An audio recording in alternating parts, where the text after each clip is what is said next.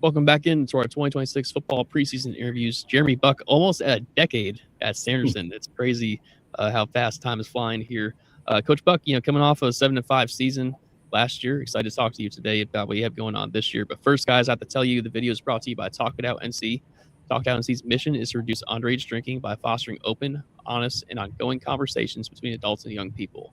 Just like winning a big game, preventing underage drinking takes teamwork. Parents and teens visit talkitoutnc.org for resources to start the conversation about the risks of underage drinking. Well, Coach Buck, like I said, 7-5 season last year, a really big win in the first round of the playoffs. Fell at Cape Fear in round 2. What's your main takeaways from last year? What are the things that you learned about your program? Last year was great. We reset the culture. We talked about that earlier in the season, and to see it come to fruition for the guys, as you mentioned, we beat East Wake at home in the first round of playoff, and I didn't realize it, but that was only the fourth win in playoff win in school history. And so Wow. trying to, and that goes back to I think 1968. We lost some key guys last year that made some plays for us. A lot of guys went off to the next level. But we also have a bunch of dudes back and guys that maybe didn't start but got a lot of game experience. We like where we're at right now as we're getting ready for the season. Obviously, everybody wants to be a little bit better, a little bit more healthy, a little bit more fine tuned. But we like where we're at right now. So the goal of last offseason was to reset the culture. What was the main goal of this offseason? To keep climbing, keep climbing the mountain. We feel like we're a competitive program. We don't feel like when somebody sees us on their schedule that they think it's an easy win. But we want to be in those conversations. We want to have an opportunity to play the higher, more respected teams in our conference and kind of give them more of a scare and see if we can pick up a win or two in those events. Do you have any major changes to the staff this year? We lost some guys that played for us. They got jobs. Drew Taylor was our quarterback coach that played for us here. Jack Klein played for us here, and he went off into the workforce. Ricky Person's no longer with us, and Trent Penix is chasing his dream as well. So we lost some of those guys. We brought in Jackson Williams, who was here, played here. Was here my first year, and I think he was at East Wake last year. He's back on staff. He graduated here. I think he said something like 20-some people in his family are affiliated with Sanderson.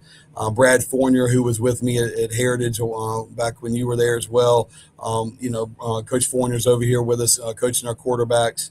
Aside from that, I think that the staff is intact. Got you. You probably talked about this last year, but just how cool is it for you every time you can get a former player back on your staff? That kind of full circle thing. It's awesome. It shows that, a lot of coaches will talk about we're here for you. It's family. We're going to be here the rest of your life, this kind of deal. But to see people that want to keep coming back and want to be part of what we're doing and check in on us and contribute back to the community that they provided some entertainment to, for them to come back, it's always great. Wish more of them could, but we also understand that this doesn't pay the bills, and they have to go work and make some money. Yeah, absolutely. Well, so we'll go over to the players now. On offense, what are we looking at in terms of experience? How many stars do you have back there? And we'll kind of take it from there. Yeah, so we'll start with the big boys up front. We have 4 offensive linemen that started last year returning back. I'll try to start from left side, moving on. Curtis Andre started last year and played dang near every snap as a sophomore last year. He's back. Josh Suggs will be at left guard. He started at center last year. Parker Antonazio will start at center. Caden Eichard played dang near every snap at right guard last year. He's back at right guard. Will Heminger, same thing. He's back at right tackle. Chase Bowie's back at the quarterback position as a returning starter. Gaines Stallworth, though, Gaines is putting Gaines Stallworth will play. Gaines is a football player. He's a great quarterback. I know at times, just like Chase is, at times people say if you have 2 quarterbacks, you don't have one, and that's foolish around here. We got 2 guys that can play and win us football games. At running back, Keon Williams has been a kind of a part-time starter as a sophomore towards the back end of his sophomore year. And then last year, he started the season as our starting running back. But we needed some help on defense. So Keon kind of Helped us out. I think he was an all-conference performer, honorable mention maybe at linebacker, but he's back. He's rushed for over 1,300 yards in his high school career. Very confident what he can do at running back. Out of the receiver, John Reddick, he started a game or two or played significantly when we moved some other guys around at the X last year. Gabe Roach is returning into slot. He's going to be moving around. We're going to put him in a couple different spots. He'll play running back some. Sean Rowe. Sean started a game or two and played a lot down the stretch at our tight end position, and then outside at the Z would be Jamil Taylor, who he's really improved this all season, showed some bursts, some make you miss. So we're excited about that group. It's a lot of experience back. Is there one area in offense that you kind of identified? You want to get better at this spot this season? It's just attention to detail. I mean, it's the little things. We're watching film, whether it's from the scrimmages or practices, and we're missing a hole just by a few feet, or we're not moving our feet, we're not finishing plays, or our landmarks aren't right. Maybe we're not following through on our and pulling the ball down at the quarterback position. So just attention to detail. I mean, the scheme hasn't changed. We've added a few things, we've modified a few things, but now it's just really being able to hone in on these details. How will this offensive line compare to some of your best at Sanderson? It's up there. This group is more athletic than last year. Last year, Lamont Graham, who was at Lewisburg College, now playing. Lamont was a heavier set guy playing left guard, and we could run behind him. Now, he was 3 1/4 probably in that left guard spot. Josh is probably 260. Josh Suggs is probably 260 at that spot, so he's not quite as big and as a road grader, but he's more athletic, right? We can get out in some screens, we can move the pocket a little bit more. So this group is maybe not the road grader group, but they're athletic and they're communicating well, and we're excited about how it's going to finish up with them. Nice. You're still calling the plays this year? I am. Yeah, I am. I've let some people call it a practice. It was fun. We had 2 inter squads, and Coach Vassell called the offense, and I got to spot the ball, so you'd be able to watch stuff from the defensive perspective as well. But yeah, so I'm still going to call the plays on Friday night. You have a whole collection of former Heritage guys over there. Good stuff. We do, and I think it shows what we try to do as far as our culture, and people want to be part of it. Yeah, absolutely. Let's go over to defense. We're looking at on that side of the ball. Javon Hicks is going to be a mainstay, and I don't know what some of these college coaches are looking at or not looking at. I mean, he's 6'3", 265, long arms, can run. He's a 672-pound deadlifter, like he's strong as an ox. But for some reason, and he's got a 3.5 GPA, like, so they can't use the excuse they didn't have the academics. But Javon will be a 4-year varsity player for us, playing on the defensive line. Matt Roy at one of the defensive ends. Probably James Cartwright moved over from offensive line to play defensive line last year. He's probably going to start at one of those spots. Dejon Simmons will rotate in. Wiley King will probably rotate in. Goodness Okawusu, I probably butchered his name. I just call him Goodness. Was probably going to play defensive line as well. And Goodness has worked really hard. He's weighing about 2 1/4, playing well off the edge. So that we're excited. We actually rotating probably 8 or 9 guys on a defensive line. Not much drop off. Of course, you have starters and you got backups for a reason. But those guys they're the quote unquote twos, they give us enough depth to where if we pull somebody off the field, we don't have to be like, oh crap, so and so's on the field. Inside linebacker Jake Whitehurst is back. He was kind of up and down between JV and varsity last year, but he's kind of taking a spot there. And then we've got some competition with Wyatt Gore and Dylan Playtez at other inside linebacker spot. If we need to put Keon back over there at inside backer, we can.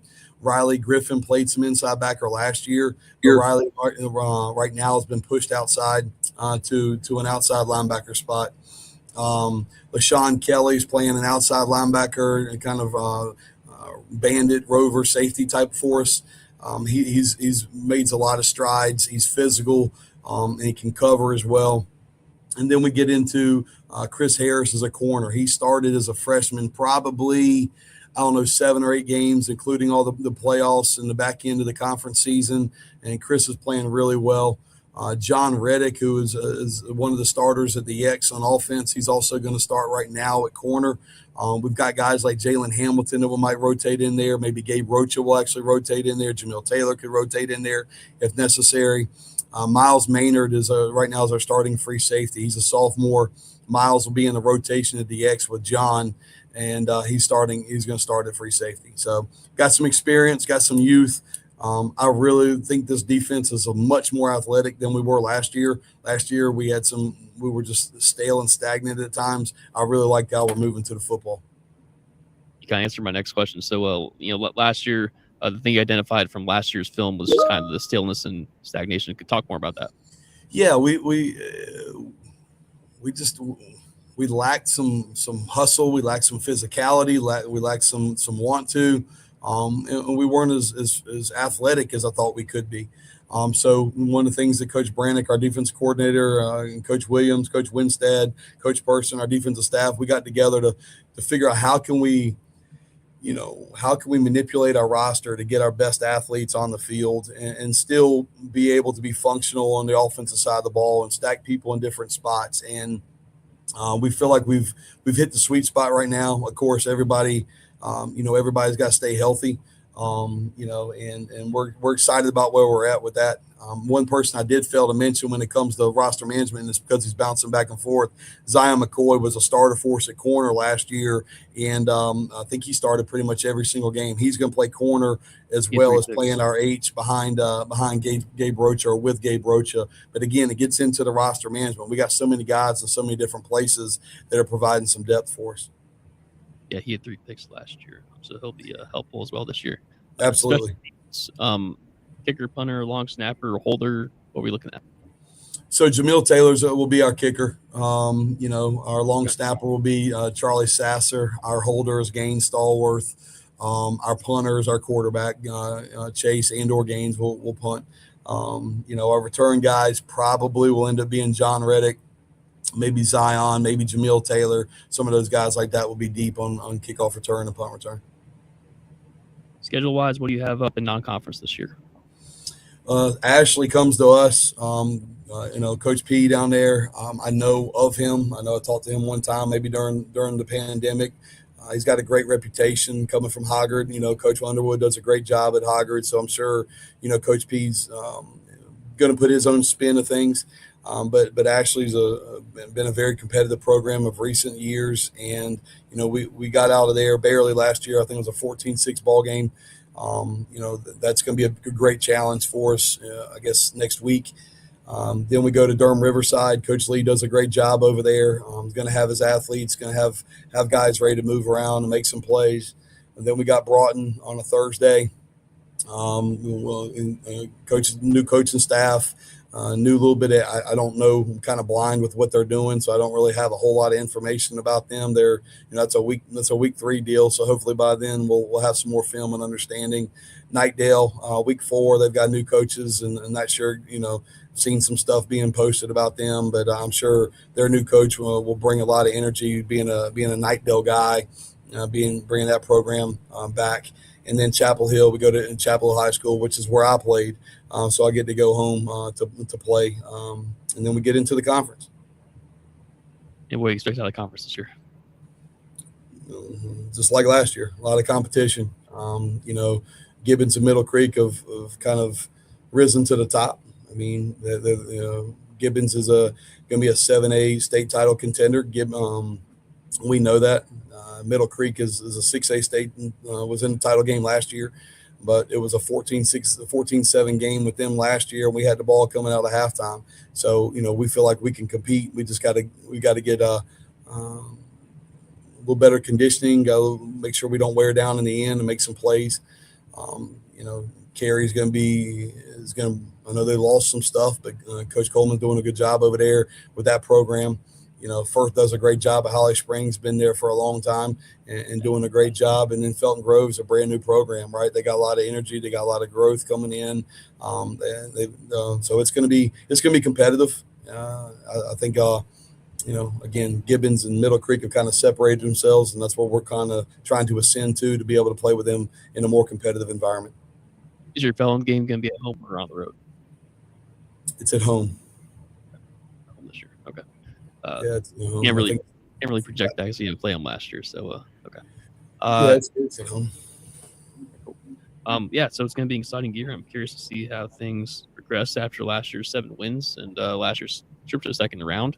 A lot of starters back, it sounds like, on offense and defense. So this should be a good year for Sanderson. Coach Buck, I appreciate the time today. And again, for anyone watching the video, it's brought to you by Talk It Out and See. From facts about the effects of alcohol to conversation starters, join Talk It Out and See to share for safe, smart choices. Together we can make a difference here along with us to create a safer, brighter future at talkitoutandc.org. Coach Buck, I appreciate it. Thanks for coming on, and enjoy your last, week of preparation here before things get real. Absolutely, Joel. And again, thank you for everything you do for high school sports around here. Now, of course, kind of statewide, but we appreciate it.